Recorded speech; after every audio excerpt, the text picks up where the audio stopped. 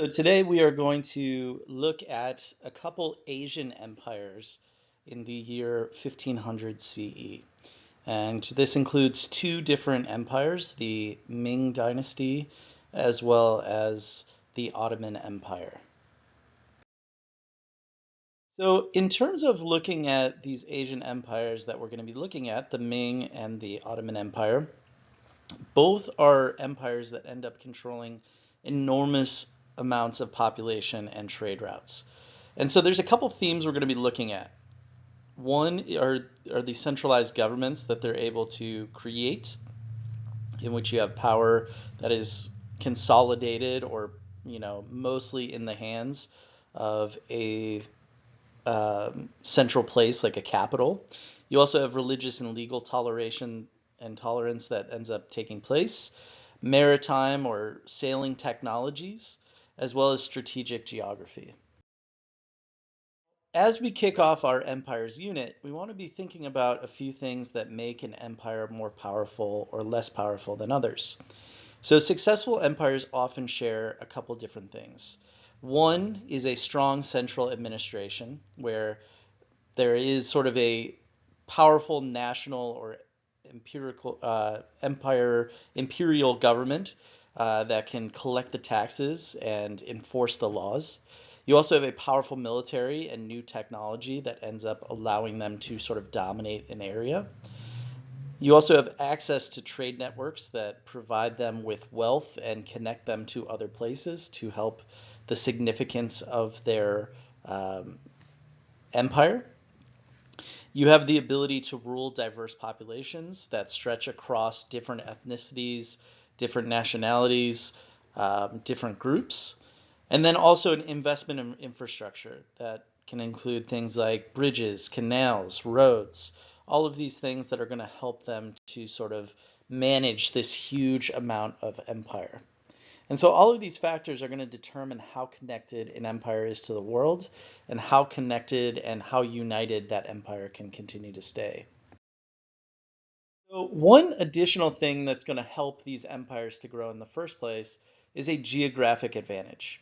So looking at the Ming Dynasty, which we're going to focus on first, this is a empire that is centralized in what we consider today China, and they controlled East Asian trade networks. They also have coastal access to the Indian Ocean, to the southeast of the country. And on top of that, they allow this to sort of play into their hands to be able to grow more as an empire. And then you have the Ottoman Empire, which we can see on the map up top there, which is centrally located between Europe, Asia, and Africa. It's sort of centralized in the Middle East, but it also stretches into Eastern Europe. It stretches into Northern Africa. And all of these are going to allow them to be able to control key land trade routes, as well as ports that are going to help them keep certain ships from coming in or out, or at least pay a fee in order to do that.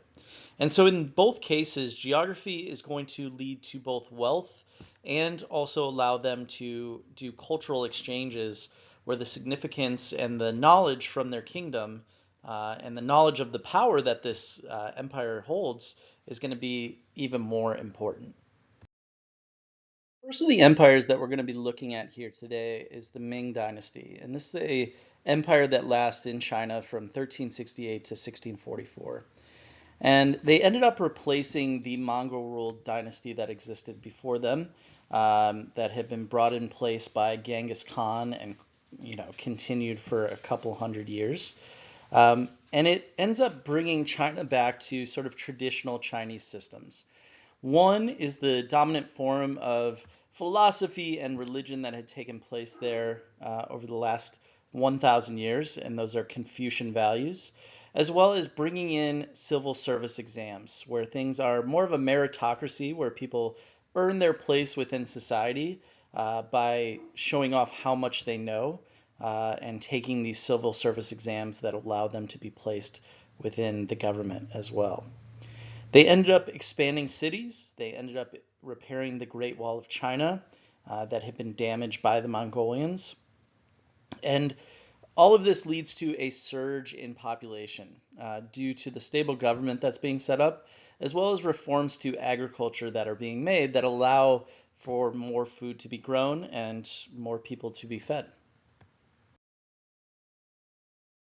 So, one of the most important things when thinking about empires are how well they are run. And a lot of that owes itself to a strong centralized administration, as we talked about earlier. So, in terms of the Ming Dynasty, a couple of the different strategies that they used in centralizing, well, for one, they have a civil service exam, which is taking place all over the empire. That is helping to hire educated officials who can be well versed in the rules of the empire, and then also allow them to continue running it soundly because they actually have some skill in terms of what they're talking about and expertise. And all of this is leading to a merit-based bureaucracy. And all of this is promoting stability because, again, you can trust that the person who is coming in place is very knowledgeable about what they're talking about, and that they can continue to run the empire in a good way. You also have provincial governors, so governors that take over different regions and are sort of managing these smaller regions for the bigger centralized government. And these governors would report to Beijing and sort of carry out the desires of the Ming Dynasty. And so all of this provides several different benefits. For one, when it comes to collecting taxes, which help to fund the empire, this can be done in a more efficient way because you have a system set up in place for how this empire is going to be run. You also have reduced corruption because people cannot necessarily just buy their way into a position within government. They actually have to earn it. And then you also have unified policies where it's very standardized rules and procedures that take place across a huge population. And this is sort of something that was helpful during the years of the Napoleonic Empire that we talked about in the revolutions unit. But it's also helpful here across a huge chunk of people and a huge amount of land. In terms of technology and military, the Ming Dynasty was, at least at first, heavily involved in maritime technology.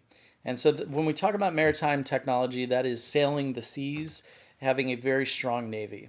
And so early in this dynasty, in the 1300s, the Ming invested in huge treasure ships where they could take them places and load them up with cargo to bring them back, as much as 400 feet long in nature. They are also employing really advanced navigation tools that are taking place here. And then they're organizing fleets of hundreds of ships and building up these huge navies. And so they became the most sophisticated naval force in the world in the early 1400s because of these advancements that are taking place within China. Now, one other major figure that is going to sort of aid in this maritime technology and the sophistication that they're having is Admiral Zheng He.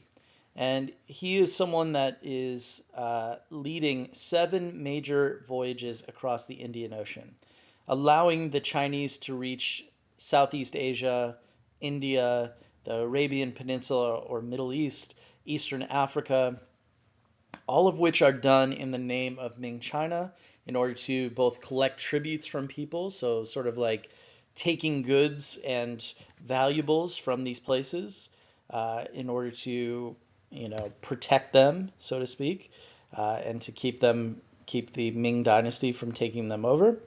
And then also displaying Ming power off to sort of show how significant this empire is, and then expand trade and knowledge.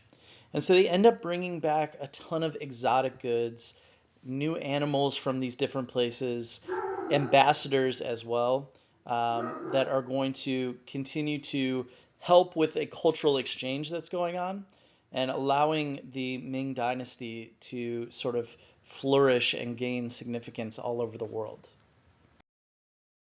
Now, over time, the Ming eventually stopped exploring in the same ways that they've been doing.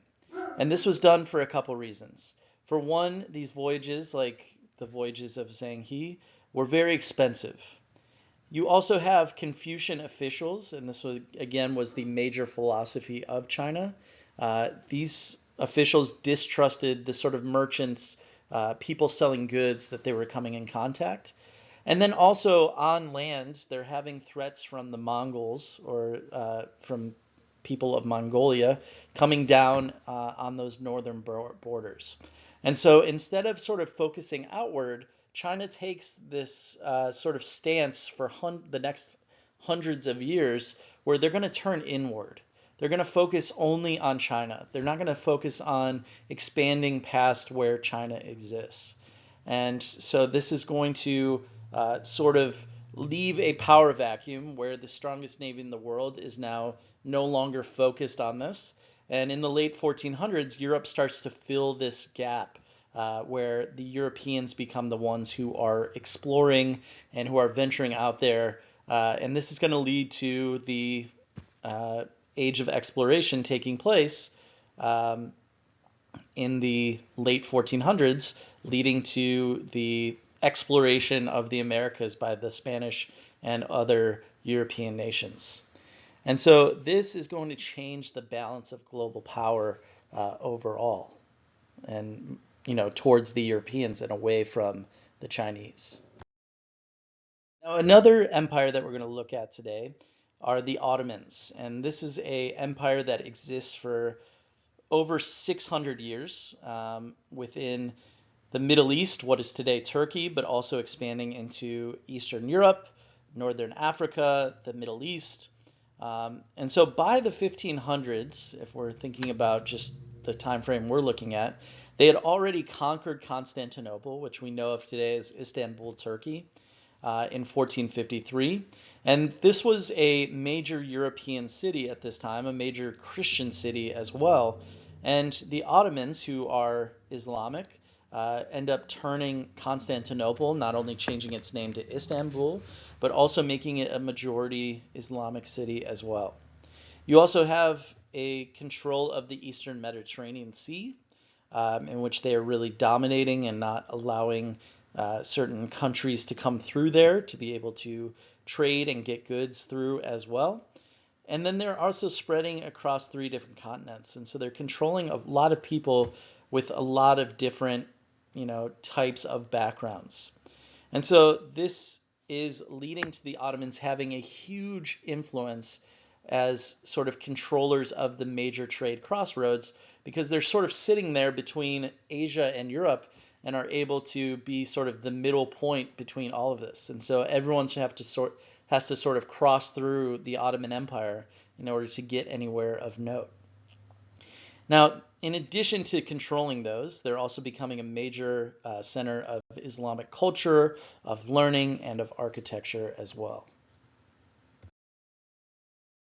Now, in terms of thinking about the Ottoman centralized administration, it works a little bit differently than the Ming Dynasty. So in terms of government structure, at the top of the Ottoman Empire, you have a sultan who is the absolute ruler of this kingdom.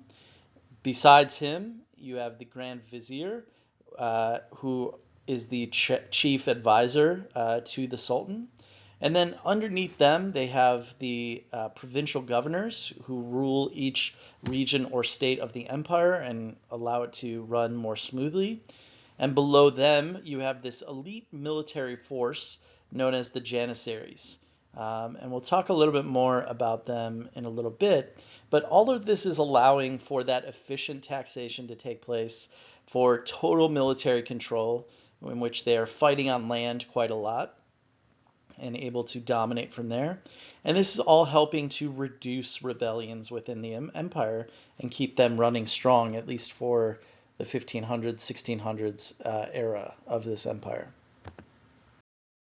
Another thing that the Ottomans are sort of known for is the religious tolerance that they allowed for.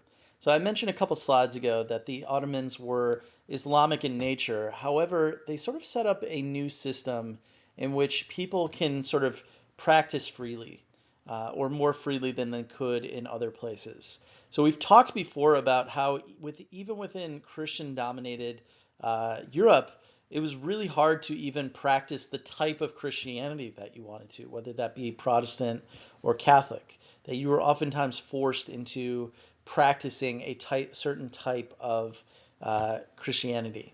And that just was not necessarily the case within the Ottoman Empire. Now, there were different rules for Christians and for Jewish people within the Ottoman Empire. Um, but for the most part, from a rules standpoint, the millet system that they had set up allowed these different religious communities or millets to govern themselves. And they could use their own laws, they could use their own languages, they could use their own schools and sort of practice in the way that they wanted to. But in exchange, the Ottoman Empire asked for greater amounts in taxes and that you stayed loyal to the actual empire. And so all of this is resulting in lower resistance from people of different faiths that would be taken over by the Ottomans. And then also cultural diversity within this empire, where you have a lot of people of different faiths sort of all belonging to the same empire. And this is all bringing about greater social stability because people are not fearing that their religion is going to be taken away from them. Now, in terms of military and technology, the Ottomans, in terms of the Middle East, become really known as a gunpowder empire. Early in the creation of gunpowder or the use of gunpowder in war, the Ottomans sort of become early experts in it. And they end up using cannons, which take gunpowder, to conquer Constantinople. The Janissaries, who we talked about being sort of that elite fighting force within the Ottomans, end up training with firearms, which were different from the swords and armor and bow and arrows that other armies still fought with. And it sort of all give the Ottomans a couple different things within their army. For one, it allows for faster expansion because they're using technologies that not everyone's using. And this is giving them dominance over older medieval armies that, again, are not using the same level of technology. Now, all of these advantages, including geography and the military that they have, are allowing for certain advantages for the Ottomans. So the Ottoman Empire ends up controlling a lot of the ports of the Eastern Mediterranean, and this gives them power over who can sail through or come into port and be able to trade. But you also have the control of land routes like the Silk Road crossroads, which run from Asia to Europe. And you're also seeing economic effects like them improving the amount of wealth that they have from taxing trade. You also have a power of the Ottoman Empire, and I apologize for my dog barking in the background. You have economic effects from the from the Ottomans having power over the European access to Asian goods as well. And in response to the Ottomans sort of keeping trade to a standstill from being able to block out these other powers, you have the Europeans trying to find a way around the Mediterranean so they can avoid the Ottomans altogether. So they start trying to find ways, because they want to trade with China and India, east, so they start to go west, right? If we find a sailing route by going west and trying to find India or China, maybe we can avoid the Ottomans and we can find a way to more easily trade. And so this is going to lead to the age of exploration, where we eventually, in Europe, end up discovering, for the Europeans at least, the Americas.